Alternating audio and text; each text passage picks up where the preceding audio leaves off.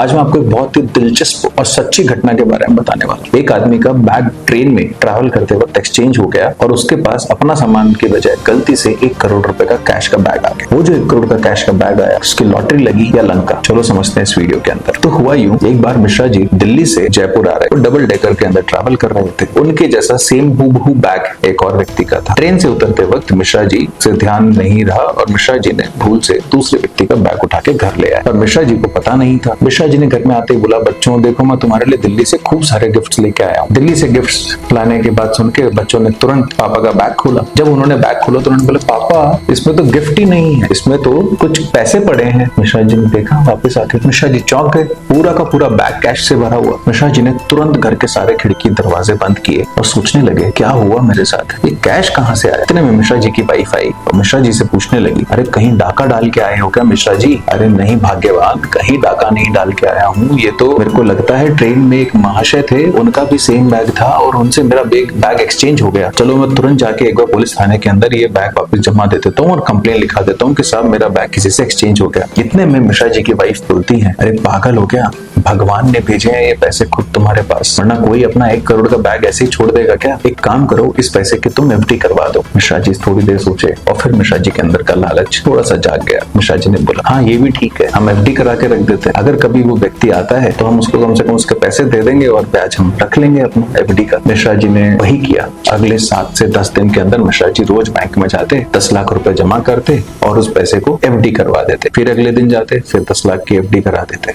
ऐसे करके 1 करोड़ रुपए की मिश्रा जी ने एफडी करा दी। कुछ महीने बाद मिश्रा जी के गेट के नीचे से एक चिट्ठी है और वो चिट्ठी पे लिखा हुआ था आयकर विभाग, इनकम टैक्स डिपार्टमेंट का नोटिस था। और नोटिस था कि मिश्रा जी हमें सूचना है कि आपने 1 करोड़ रुपए बैंक में जमा करके एफडी कर दी है, हमें पैसे का सोर्स जानना है और वो सोर्स आप बताइए, वरना आप पे हम कार्रवाई करेंगे। मिश्रा जी भागे भागे सीए साहब के पास आए और सीए साहब को चिट्ठी दे दी। सीए साहब को पूरा घटनाक्रम बताया। सीए साहब मेरे साथ ऐसा ऐसा हुआ, ऐसा मेरा बैग एक्सचेंज हो गया और ये मेरे पास 1 करोड़ रुपए आए थे, वो मैंने बैंक में जमा करके एफडी कर दिए कैश। सीए साहब से पकड़ के बैठ गए। सीए साहब बोले, मिश्रा जी आपको पता है कि आपके पास सीए साहब हैं, आप बात तो कर सकते हैं, आपने पूरे 1 करोड़ रुपए कैश जमा करा दिए। मिश्रा जी पूछते हैं, सीए साहब कुछ गलती हो गया हमसे। मिश्रा जी गलती नहीं, आपसे बहुत बड़ी गलती हो गई है। क्यों सीए साहब, ऐसा क्यों बोल रहे हैं आप, क्या गलती करती है। मिश्रा जी ये 1 करोड़ का सोर्स हम क्या एक्सप्लेन करेंगे इनकम टैक्स डिपार्टमेंट को। आपके पास कोई खेती की जमीन नहीं है जिसमें आप खेती करते हो, आपके पास कोई और कैश का सोर्स नहीं है क्योंकि आप नौकरी करते हैं साथ में, आपके पास कैश में नहीं से आती है सैलरी और ना आपको किसी ने गिफ्ट किए हैं। ये आपका बैग एक्सचेंज हो गया और उसमें पैसे मिल गए। अब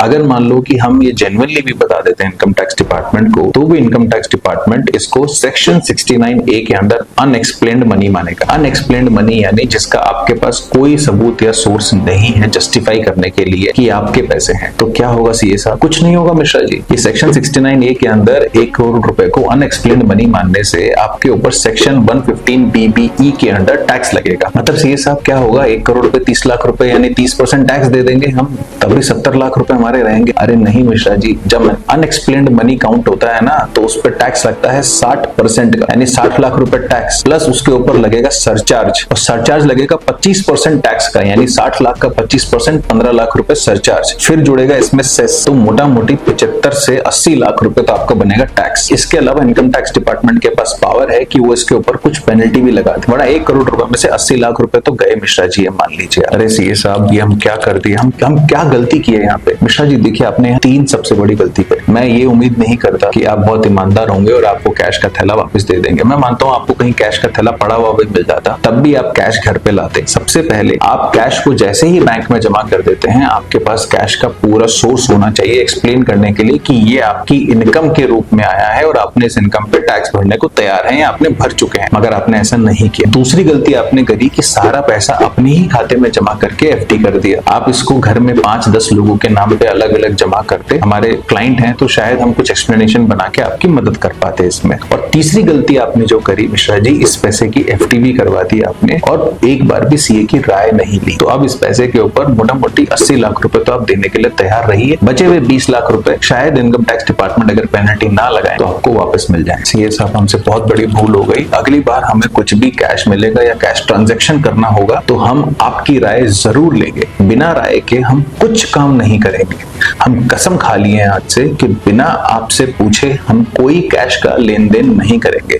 बिल्कुल ठीक है मिश्रा जी, ये इंसिडेंट सिर्फ आपके साथ नहीं, ये किसी के साथ कभी भी कहीं भी हो सकता है और हिंदुस्तान में कैश की लेन देन अभी भी बहुत ज्यादा होती है। तो कैश के ट्रांजैक्शन से संबंधित आपको इनकम टैक्स के रूल्स बहुत अच्छे से पता होने चाहिए। अगर आप कैश से संबंधित इनकम टैक्स के रूल्स को अच्छे से जानना चाहते हैं तो हमने अपने चैनल के ऊपर एक वीडियो अपलोड कर रखी है, कैश ट्रांजेक्शन की लिमिट अंडर इनकम टैक्स। आप वो वीडियो रेफर कर सकते हैं। इसके अलावा अगर आपको कोई भी और सवाल आपके मन में हो तो आप कॉमेंट करके पूछ सकते हैं। और ध्यान रहे, कभी भी इनकम टैक्स डिपार्टमेंट नोटिस आए तो उसको इग्नोर ना करें, उसको सिंसियरली लें। अपने किसी भी नजदीकी प्रोफेशनल के साथ, चाहे वो सीए हो या टैक्स एडवोकेट हो, उनकी गाइडेंस और हेल्प लेके उस नोटिस से डील करें और मिश्रा जी जैसी गलती आप ना दोहराएं। अगर ये वीडियो अच्छा लगा हो तो इस वीडियो को ज्यादा से ज्यादा लोगों तक शेयर करो ताकि वो कभी भी कैश के ट्रांजैक्शंस के अंदर सारी चीजें जान करके फिर ही करें या अपने सीए की राय लेकर कैश के ट्रांजैक्शंस का काम करें। अदरवाइज उनके ऊपर लाखों रुपए का टैक्स और पेनल्टी का नोटिस आ सकता है। अगर वीडियो अच्छी लगी हो तो लाइक करें और चैनल सब्सक्राइब करना ना भूलें, क्योंकि ऐसे ही टैक्स और फाइनेंस के केस स्टडीज हम आपके लिए लेके आते रहते हैं ताकि आपके जीवन के अंदर खुशहाली खुशहाली रहे, ना कि इनकम टैक्स डिपार्टमेंट का डर और फाइनेंस के ट्रबल्स। मिलते हैं अगले वीडियो के अंदर, तब तक के लिए जय हिंद, बाय बाय।